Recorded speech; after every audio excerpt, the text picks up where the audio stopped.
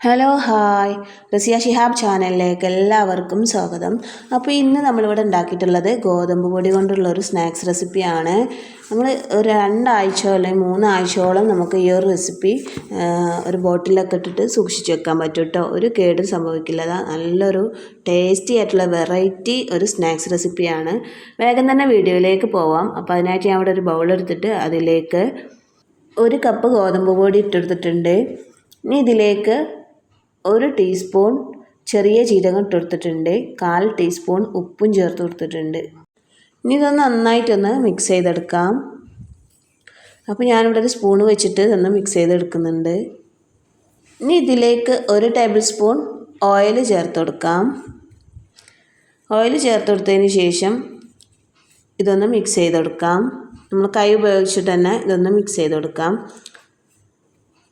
നന്നായി ഒന്ന് മിക്സ് ചെയ്തതിന് ശേഷം കുറച്ച് വെള്ളം, നോർമൽ വെള്ളം തന്നെയാണ് ഉപയോഗിക്കുന്നത് കേട്ടോ. കുറച്ച് വെള്ളം ഇതിൽ ഒഴിച്ചിട്ട് കുറേശ്ശെ നന്നായി ഒന്ന് കുഴച്ചെടുക്കാം. നമ്മൾ സാധാരണ ചപ്പാത്തിക്കൊക്കെ കുഴച്ചെടുക്കുന്ന ആ ഒരു രീതിക്ക് നമ്മൾ കുഴച്ചെടുക്കാം കേട്ടോ. വെള്ളം ആവശ്യത്തിന് കുറേശ്ശെ ചേർത്ത് കൊടുക്കാം. ആദ്യം തന്നെ കൂടുതൽ ചേർത്ത് കൊടുക്കരുത്. കുറേശ്ശെ ചേർത്ത് കൊടുത്ത് നമുക്കിതൊന്ന് കുഴച്ചെടുക്കാം. ഇപ്പോൾ ഞാനിവിടെ നന്നായിട്ട് തന്നെ ഒന്ന് കുഴച്ചെടുത്തിട്ടുണ്ട് കേട്ടോ. നന്നായിട്ടൊന്ന് കുഴച്ചെടുത്തിട്ടുണ്ട്. ഇനി നമുക്കിത് റെസ്റ്റ് ചെയ്യാനൊന്നും വെക്കണ്ട. ഇപ്പോൾ തന്നെ നമുക്കിത് ബോൾസ് ആക്കി എടുക്കാം കേട്ടോ. അപ്പോൾ ഞാനിതാ ഇത് നമ്മൾ പത്തിരിക്കൊക്കെ ആക്കി എടുക്കുന്ന അതേ രൂപത്തിൽ തന്നെ എടുക്കാം. കുറച്ച് വലുതാക്കിയിട്ട് എടുക്കണം കേട്ടോ. അപ്പോൾ ഞാൻ കുറച്ച് വലിയ ഉരുളാക്കിയിട്ട് തന്നെ എടുക്കുന്നുണ്ട്. ഒരു 6 ഉരുളാണ് ഞാനിതിൽ എടുത്തിട്ടുള്ളത് കേട്ടോ. ഇനി നമ്മൾ കൗണ്ടർ ടോപ്പൊക്കെ നല്ല രീതിയിൽ ഒന്ന് തുടച്ച് വൃത്തിയാക്കിയിട്ടുണ്ട്. അതിന് ശേഷം കുറച്ച് പൊടി ഇട്ടെടുത്തിട്ടുണ്ട്. നമ്മൾ ഈ റേഷൻ കടയിലെ ഗോതമ്പ് പൊടിയിട്ടാണ് കേട്ടോ ഇത് ഉണ്ടാക്കിയെടുക്കുന്നത്. അപ്പോൾ ആരും തന്നെ ഗോതമ്പ് പൊടി വെറുതെ കളയണ്ട. ഇതുപോലുള്ള ഓരോ സ്നാക്സൊക്കെ ഉണ്ടാക്കിയിട്ട് എല്ലാവരും ട്രൈ ചെയ്ത് നോക്കൂ കേട്ടോ. നല്ലൊരു ടേസ്റ്റാണ്. വൈകുന്നേരം ചായക്കൊക്കെ നമുക്ക് കഴിക്കാമല്ലോ.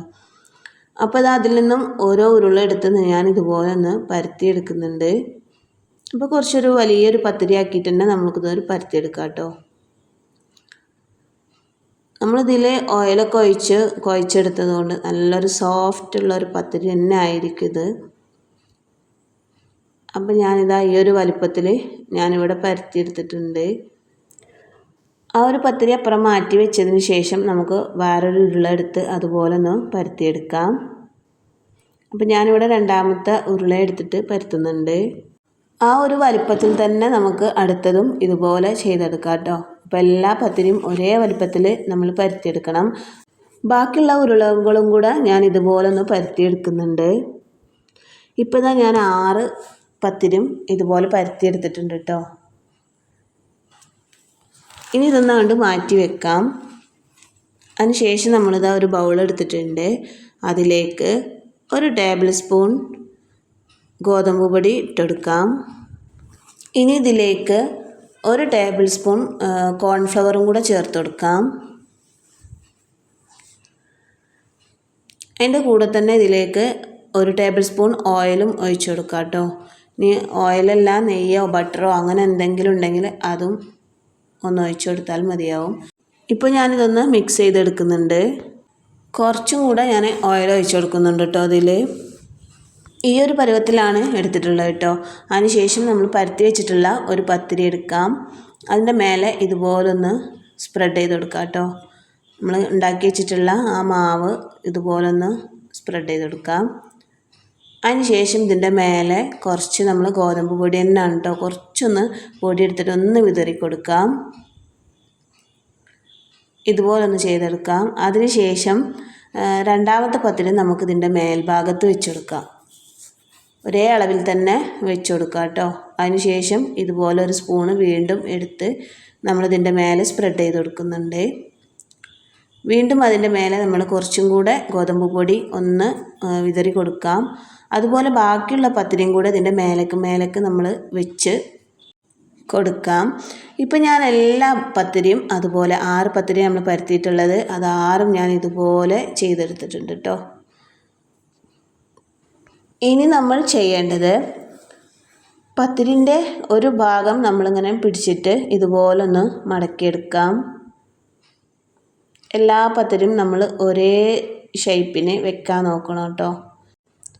അതിനുശേഷം മറ്റ് 2 ഭാഗങ്ങളും കൂടെ നമ്മളിതുപോലൊന്ന് മടക്കി ഒന്ന് യോജിപ്പിച്ച് കൊടുക്കുന്നുണ്ട് കേട്ടോ. ഈ നടുഭാഗത്ത് നമുക്ക് ചെറുതായിട്ടൊരു ഇത് കാണാം. അത് നമ്മൾ കൈകൊണ്ട് തന്നെ ഒന്ന് പ്രസ് ചെയ്ത് ശരിയാക്കി വെക്കാം കേട്ടോ. അപ്പോൾ അതാ ഈ ഒരു രീതിക്കാണ് നമുക്കിപ്പോൾ മാവ് കിട്ടിയിട്ടുള്ളത് കേട്ടോ. കണ്ടില്ലേ? ഇനി നമ്മൾ കൗണ്ടർ ടോപ്പിൽ കുറച്ചും കൂടെ പൊടി ഇട്ട് കൊടുക്കാം. അതിനുശേഷം നമുക്കിതൊന്ന് പരത്തിയെടുക്കണം. നമ്മളിത് പരത്തിയെടുക്കുന്നത് ഒരു സ്ക്വയർ രൂപത്തിലാണ് കേട്ടോ.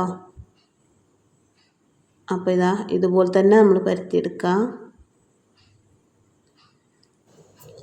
അങ്ങനെ ഞാനിവിടെ അതുപോലെ ഒന്ന് പരത്തിയെടുത്തിട്ടുണ്ട്. നീളത്തിലാണ് പരത്തിയെടുത്തിട്ടുള്ളത്. അതിന് ശേഷം നമുക്കിതിൻ്റെ മേലെ കുറച്ച് കറുത്ത എള്ള് ഇട്ട് കൊടുക്കാം കേട്ടോ. അതിന് ശേഷം നമ്മൾ കോയിൽ കൊണ്ട് നന്നായിട്ട് പ്രസ് ചെയ്യുക. അതല്ലാണ്ടെങ്കിൽ നമ്മൾ ഫസ്റ്റ് പൊടിയിൽ ജീരകം ഇട്ട ആ സമയത്ത് തന്നെ നമുക്ക് കറുത്ത എള്ളും ചേർത്ത് നന്നായിട്ട് കുഴച്ചെടുത്തിട്ടും ഉണ്ടാക്കാം കേട്ടോ. അപ്പോൾ അതിന് ശേഷം ഞാനിതാ ഇത് സ്ക്വയർ രൂപത്തിൽ തന്നെ ഇതും കട്ട് ചെയ്തെടുക്കുന്നുണ്ട് കേട്ടോ. അപ്പോൾ ഇത് മുഴുവനായിട്ട് ഞാൻ ഇപ്പോൾ കട്ട് ചെയ്തെടുത്തിട്ടുണ്ട്. ഇനി ഒരു പാത്രം അടുപ്പത്ത് വെച്ചാൽ ചൂടായി കഴിയുമ്പോൾ അതിലേക്ക് കുറച്ച് ഓയിൽ ഒഴിച്ച് കൊടുക്കാം. ഓയിൽ ചൂടായി കഴിയുമ്പോൾ നമ്മൾ ഇതിൽ നിന്നും ഓരോന്നോരോന്നായിട്ട് എണ്ണയിലിട്ട് പൊരിച്ചെടുക്കാം കേട്ടോ.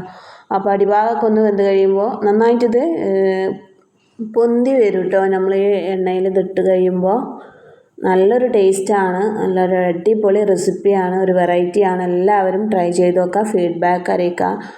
അപ്പോൾ ഇത് നമുക്ക് എത്ര വേണമെങ്കിലും കുറച്ച് കാലത്തിനൊക്കെ നമുക്കിത് ബോട്ടിലെല്ലാക്കി എടുത്തേക്കാൻ പറ്റും കേട്ടോ. കേടൊന്നും വരില്ല. അപ്പോൾ നിങ്ങളിത് ട്രൈ ചെയ്ത് നോക്ക്. ഫീഡ്ബാക്ക് എന്തായാലും അറിയിക്കുക. നിങ്ങൾക്ക് ഈ വീഡിയോ ഇഷ്ടമാണെങ്കിൽ നിങ്ങളിപ്പോൾ തന്നെ ഒരു ലൈക്ക് തരണേ. അപ്പോൾ ഞാൻ ബാക്കിയുള്ളതും കൂടെ ഇതുപോലൊന്ന് പൊരിച്ചെടുക്കുന്നുണ്ട്. നല്ലൊരു അടിപൊളി സ്നാക്സ് റെസിപ്പിയാണ്. ട്രൈ ചെയ്യുക, ഫീഡ്ബാക്ക് അറിയിക്കുക. ഇന്നത്തെ വീഡിയോ ഇത്രയേ ഉള്ളൂ. പുതിയൊരു വീഡിയോയുമായി നമുക്ക് വീണ്ടും കാണാം. അതുവരേക്കും ബൈ.